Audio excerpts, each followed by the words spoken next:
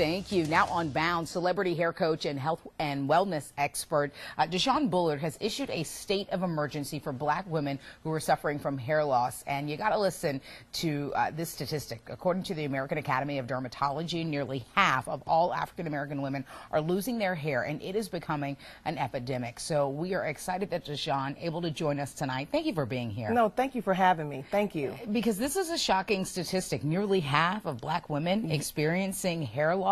Yes, yes. And when we look at the trend of why it's happening, it's even more alarming. When you wake up in the morning and you're wondering why my hair is falling out, I think women just don't know what to do. And so if you don't treat it early on, then you look down the, down the line, 30 days, 60 days, 90 days, and then our hair is completely gone.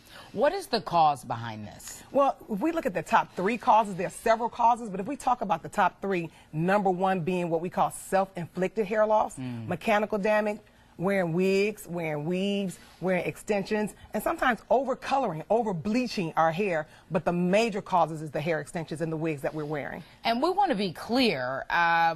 You can still wear the weaves, you can rock the extensions, but you gotta be careful about doing it. So what areas of the hair are impacted the most by wearing these wigs, weaves, extensions improperly? The major area that is impacted is around the edges. We hear a lot of people talking about the edges, and it's not funny, it's not a joke, but if you're wearing wigs 365 days of the year, Brigida, if you're wearing it 3 months, 6 months without ever giving your hair a break, then you will see those edges starting to thin, as well as in the crown area. When you're wearing hair extensions and you're wearing a braided weave, the braids over a period of time cause tension on the hair, and we start losing our hair in the crown area. So those are the 2 major parts. But we must understand that if we're going to wear the wigs and the weaves and the extensions, that you have to wear them properly. Right.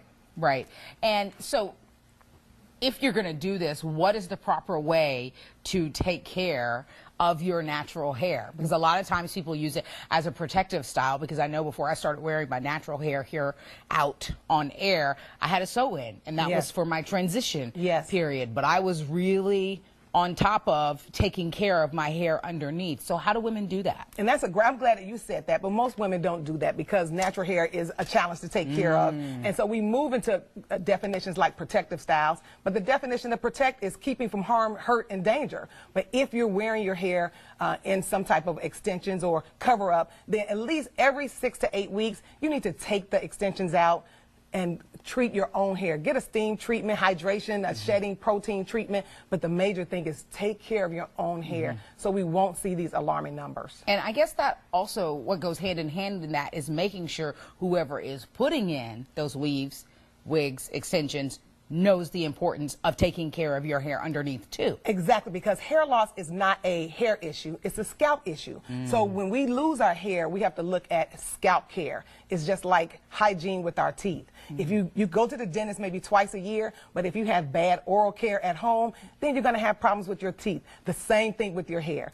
Make sure that you have great scalp care, and then we can prevent hair loss. Now, what kind of treatment, if people are wondering at home, okay, well then what do I do about this? What's the treatment if someone is experiencing hair loss? Okay, so I created this acronym called SCALP. So use a shampoo that is sulfate-free and sulfate. Nowadays, we talk about a lot of sulfate-free shampoos, but in order to cleanse your scalp, you must use a mild sulfate. Then we say C, do a follicle checkup. Nowadays, we can do scalp analysis, hair analysis, where we look at the scalp once or twice a year just to determine what the scalp is doing. A, assemble a team of professionals, a dermatologist, a cosmetologist, and a hair loss specialist. When we talk about L, listen to what your hair is saying. If it's shedding, you may just need a protein treatment. If it's dry, you may need a hydration treatment. And last, protect your hair at all costs, meaning although we're wearing protective styles, make sure you take them out. Okay, all right. Is there anything else that you want to add that I didn't, prompt you with that you think black women should know when it comes to their hair? I think the biggest thing to understand is that early on, when you experience hair loss, let's take care of the problem. Many people who come into our clinic back in Atlanta, when they come in, when we ask how long has the hair loss been happening, it's been 3 months, it's been 3 years, it's been 7 years, it's been 10 years. So our body gives a signal. If your hair starts shedding, go in, try to get a treatment, After 90 days, something hasn't been happening and it's not working, call a dermatologist.